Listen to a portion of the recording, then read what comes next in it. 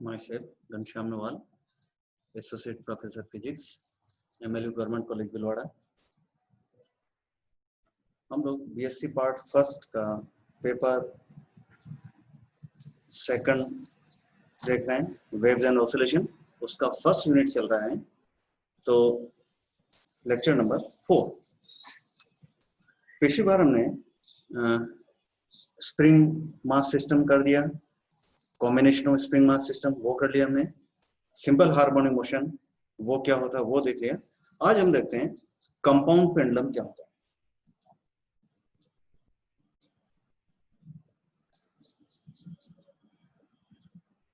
Compound pendulum को हिंदी में pendulum.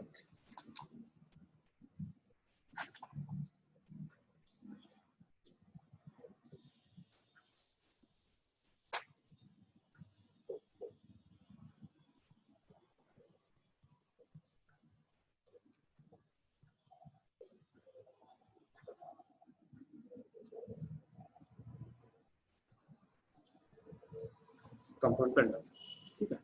कोई भी चीज को अगर हम लटका देते हैं, सिंपल पेंडुलम की डेफिनेशन थोड़ा सा टिपिकल थी। उसमें यह था कि एक जो स्ट्रिंग है वो मासलेस हो और जो मास है वो पॉइंट मास हो, और उसको अगर हमने किसी पॉइंट पर सस्पेंड कर दिया और वो अगर ऑसिलेट कर रहा है तो वो सिंपल पेंडुलम।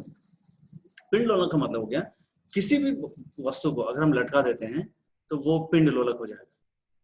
ये जैसे एग्जांपल देखो, ये कोई बॉडी है, इस बॉडी को इस पॉइंट से हमने लटका दिया, जिससे हमने लटकाया उस पॉइंट को पॉइंट ऑफ सस्पेंशन एस बोले। ये जो सिस्टम है, इस सिस्टम का सेंटर ऑफ मास मान लो यहाँ, इसको सी से डिनोट कर दिया। सेंटर ऑफ मास और इसके बीच में डिस्टेंस, पॉइंट ऑफ सस्पेंशन के बीच का डिस्टेंस स्मॉल एल।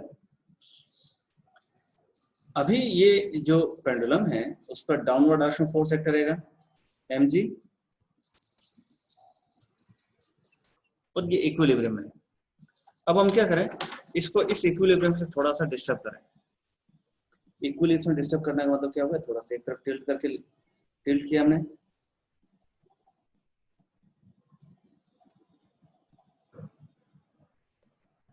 इसका पोजीशन ये हो गया। यानी अब ये जो सेंटर मास सी यहाँ था, इसकी वजह से यहाँ आ गया, इसको सी डैश पॉइंट कर दो, थीटा एंगल से हमने टिल्ट किया। सी डैश पोजीशन पर इस पर जो डाउनवर्ड डायरेक्शन फोर्स एक्ट करेगा वो होगा mg। इस फोर्स की वजह से ये जो पेंडुलम है इसको हमने इस पॉइंट, इस एक्सिस का वो लटका रखा है, ठीक है। जैसे ये पेंडुलम है, कोई भी डिस्क है, या मान लो ये डिस्क है, ये कंपाउंड पेंडुलम है, इसको मैं टिल्ट किया यूं और फिर छोड़ दिया, ये ऑसिलेट कर रहा है, इसको बोलेंगे कंपाउंड पेंडुलम। तो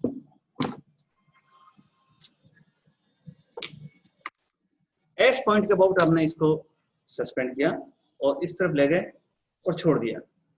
थीटा एंगल से अगर हमने टिल्ट किया तो रेस्टोरिंग टॉर्क जो इस पे एक्ट करेगा वो होगा force multiply by perpendicular distance of the force from axis of rotation. Axis of rotation ये रहा एस, इस एक्सिस ऑफ रोटेशन से ये जो mg फोर्स एक्ट कर रहा है उसका परपेंडिकुलर डिस्टेंस, mg फोर्स का जो लाइन ऑफ एक्शन हो गया वो ये वाला, ये डॉटेड लाइन जो मैं बना रहा हूं, इस डॉटेड लाइन का यहां से डिस्टेंस, ये डिस्टेंस, ये परपेंडिकुलर डिस्टेंस हो गया। अब यहां से लेकर यहां तक डिस्टेंस है l, ये डिस्टेंस कितना हो गया l sin थीटा। तो जो टॉर्क एक्ट करेगा mg multiply by l sin theta. ये जो टॉर्क एक्ट कर रहा है वो चूंकि एंगुलर डिस्प्लेसमेंट हुआ इस डायरेक्शन में, टॉर्क रिवर्स डायरेक्शन में एक्ट करेगा, इससे माइनस साइन। ये रोटेशनल मोशन के लिए टॉर्क हो गया। तो रोटेशनल मोशन का इक्वेशन मोशन क्या हो जाएगा, torque equal to I alpha.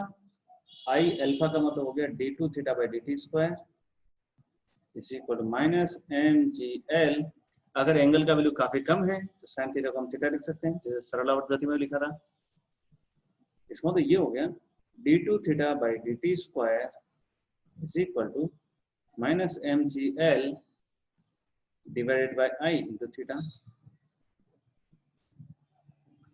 इस कंपाउंड पेंडुलम के लिए एम, जी, एल और आई मोमेंट ऑफ इनर्शिया, ये सब कांस्टेंट है, जड़त्व गुण कांस्टेंट है।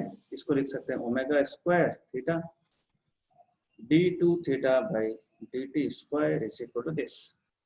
या ये जो इक्वेशन है ये सेकंड ऑर्डर डिफरेंशियल इक्वेशन हो गया।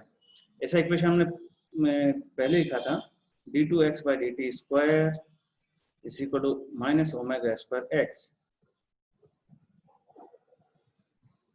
ये लीनियर सिंपल हार्मोनिक मोशन के लिए लिखा था, रैखिक सरल आवर्त गति के लिए लिखा। ये कोणीय सरल आवर्त गति के लिए रिलेशन हो जाएगा d2 theta by dt square equal minus omega square theta. ये जो सेकंड ऑर्डर डिफरेंशियल इक्वेशन है इसका सॉल्यूशन हो जाएगा, इसको सॉल्व करेंगे तो जैसे इसको सॉल्व किया वैसे इसको भी सॉल्व करेंगे तो sin ओमेगा t, इसका सॉल्यूशन ये हो जाएगा। ये सिंपल हार्मोनिक मोशन है, इसका पीरियोडिक टाइम का वैल्यू हम लिखेंगे t is equal to 2 pi by omega. यहां हमने लिखा है omega square equal this mgl by I, तो 2 pi divided by mgl divided by आई।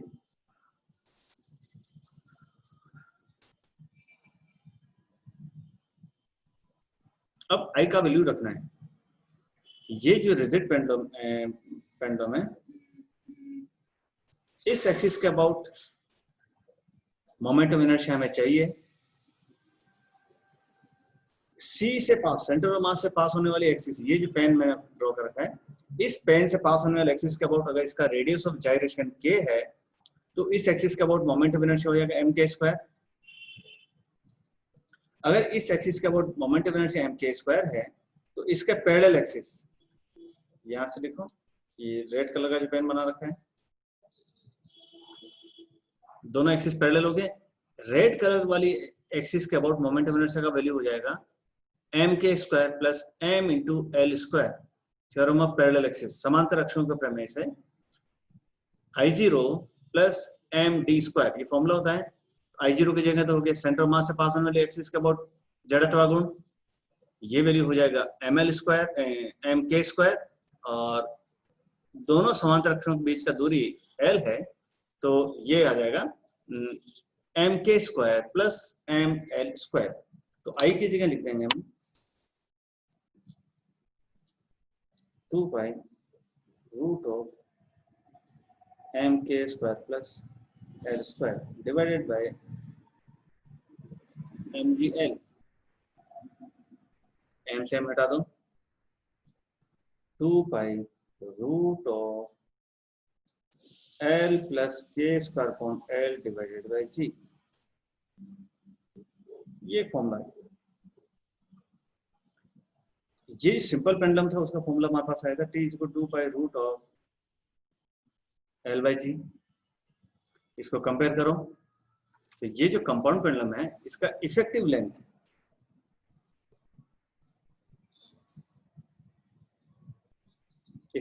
हम लिख सकते हैं l प्लस के स्क्वायर अपॉन l। प्रभावी लंबाई तो equivalent length of simple pendulum भी ऐसा भी बोलते हैं। ये जो कंपाउंड पेंडुलम है ये कौन से सरल आवर्त दोलक के तुल्य सरल दोलक की लंबाई हो जाएगी, equivalent length of simple pendulum. तो ये फॉर्मूला हमारे पास हो गया। अगर हमने स्मॉल एल का वैल्यू चेंज करें और पीरियोडिक टाइम का वैल्यू मेजर करें ये और इसको प्लॉट करें तो प्लॉट आता है इस तरह का।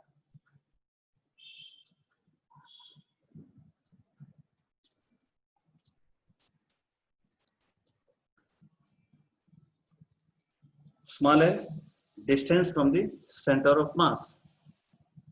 अगर इस पेंडुलम को सी से ही लटका दिया हमने, सेंटर ऑफ मास कील जो हमने लगाई वो यहां से लटका दी, तो सेंटर मास के अबाउट लटका दी तो स्मॉल एल इक्वल टू 0 हो गया। स्मॉल एल इक्वल टू 0 करोगे इस फॉर्मूले में देखो, स्मॉल एल इक्वल टू 0 कर दोगे तो ये वैल्यू इन्फिनिटी होगी, पीरियोडिक टाइम का वैल्यू इन्फिनिटी। तो एल इक्वल 0 पर पीरियोडिक टाइम की वैल्यू इन्फिनिटी, फिर जैसे जैसे स्मॉल एल का वैल्यू इंक्रीज होता जा रहा है पीरियोडिक टाइम की वैल्यू कम हो रहा है, एक पर्टिकुलर टाइम वैल्यू पर ये मिनिमम होगा फिर वापस बढ़ने लग जाएगा। दूसरी तरफ करेंगे मतलब सेंटर मास से, ये सेंटर मास है, यहाँ से इधर से डिस्टेंस लेते जा रहे हैं, एक ग्राफ बना लिया, इस पॉइंट से इधर लेंगे दूसरा ग्राफ आ जाएगा, तो ये ग्राफ आएगा इस तरह।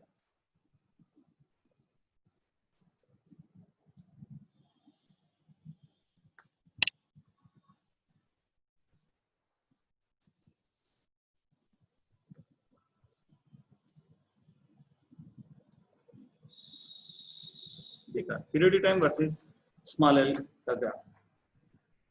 ये जो डिस्टेंस है, ये डिस्टेंस यहां से के या यहां से 2k कह सकते हैं, के गुणन त्रिज्या रेडियस ऑफ जायरेशन, m के स्क्वायर में लिखा था मोमेंट ऑफ इनर्शिया, तो रेडियस ऑफ जायरेशन हो जाएगा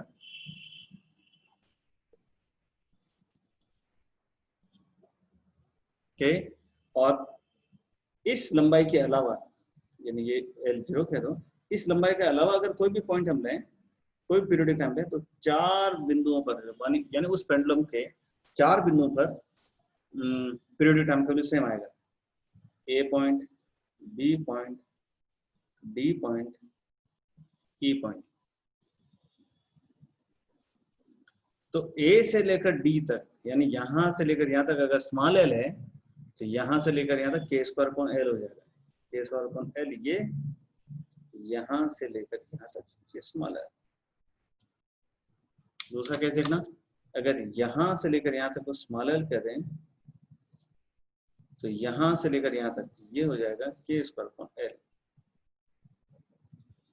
इसका मतलब ये जो ग्राफ है, इस ग्राफ से अगर हम तुल्य सरल की लंबाई निकालना चाहें तो ए पॉइंट और डी पॉइंट के बीच का जो डिस्टेंस होगा, ये डिस्टेंस तुल्य सरल की लंबाई, तो इसको हम बोलते हैं कंपाउंड पेंडुलम। नेक्स्ट देखें,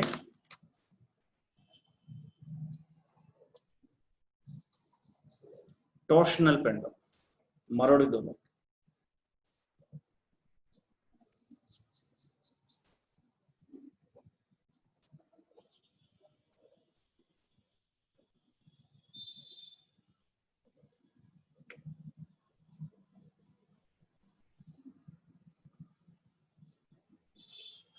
टॉर्शनल पेंडुलम से पहले एक चीज और देखो कि इलास्टिसिटी क्या होती है, प्रत्यास्थता। हालांकि प्रत्यास्थता आप लोगों ने मैकेनिक्स में पढ़ ली होगी, लेकिन मैकेनिक्स में अगर आप अब पढ़ोगे तो एक हल्का सा आइडिया आपको जाना चाहिए।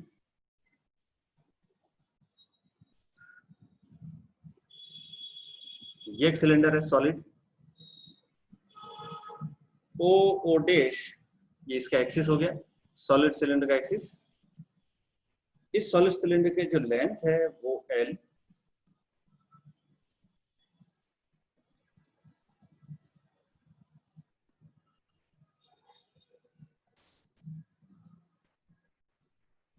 ए और बी, ये जो सिलेंडर, इसके सरफेस पर 2 पॉइंट्स हमने ले लिए।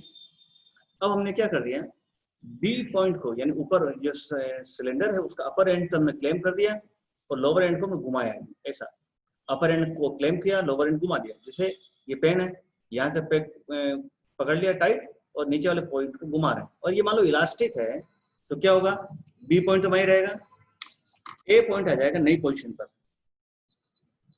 ए डैश पर, तो ओ डैश ए की जगह आ जाएगा ओ डैश ए डैश, बी पॉइंट वहीं रहेगा, तो ये नई पोजीशन हो जाएगी इसकी इस तरह। ये जो सिलेंडर है ये कितने एंगल से टिल्ट हुआ, ये जो एंगल है इस एंगल को बोलेंगे एंगल ऑफ ट्विस्ट।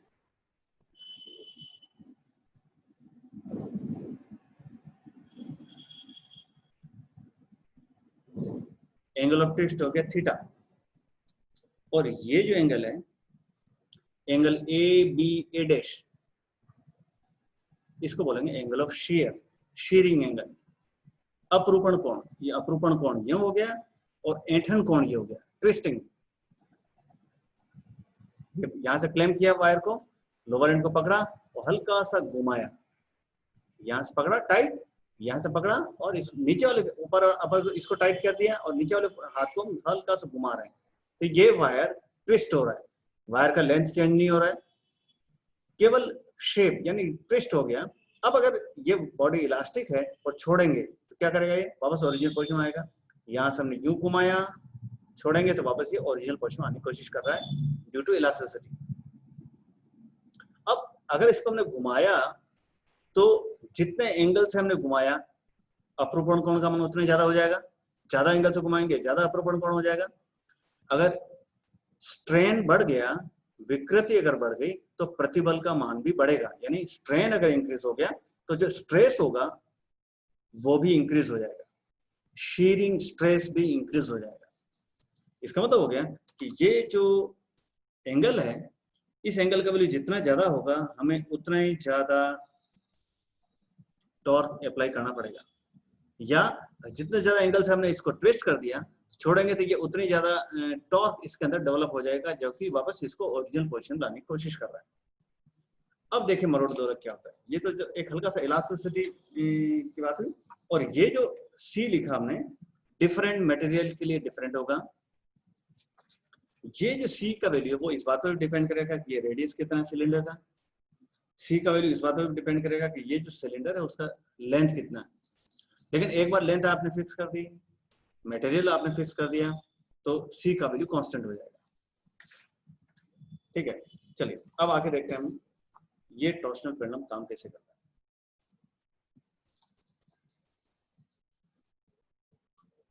ये पतला सा वायर लिया, सिलिंड्रिकल वायर मान लो, ये इलास्टिक है। अब हमने क्या किया, इसके नीचे एक डिस्क लगा दी, सॉलिड डिस्क जिसका मोमेंट ऑफ इनर्शिया हमें पता है।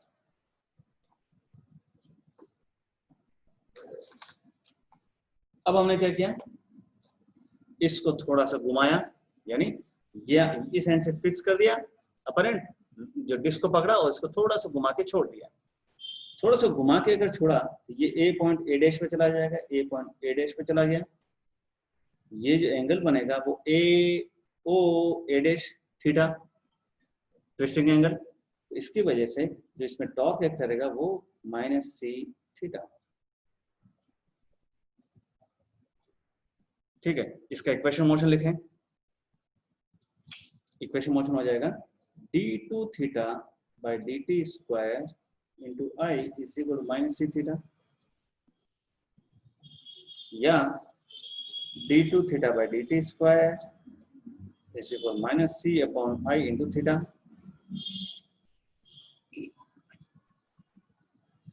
Minus omega square theta d2 theta by dt square. ये जो इक्वेशन आई है इसकी शक्ल किससे मिल रही है, सिंपल हार्मोनिक मोशन। तो ये second order simple harmonic equation हो गया, डिफरेंशियल इक्वेशन हो गया। ये एसएचएम का है, इसका पीरियोडिक टाइम का वैल्यू हो जाएगा t is equal to 2 pi by omega. हमने क्या लिखा, ओमेगा स्क्वायर की जगह लिखा c अपॉन आई, तो 2 pi root of I divided by C.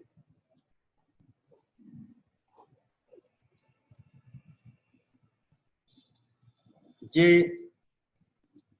Periodic time हो गया टॉर्शनल पेंडुलम का। ठीक है, तो कंपाउंड पेंडुलम और टॉर्शनल पेंडुलम दो चीज हमने कर दी। चलिए फिर एक है बाइफिलर ऑसिलेटर और हेल्महोल्ट्ज ऑसिलेटर, इसको अपन नेक्स्ट क्लास में करते हैं।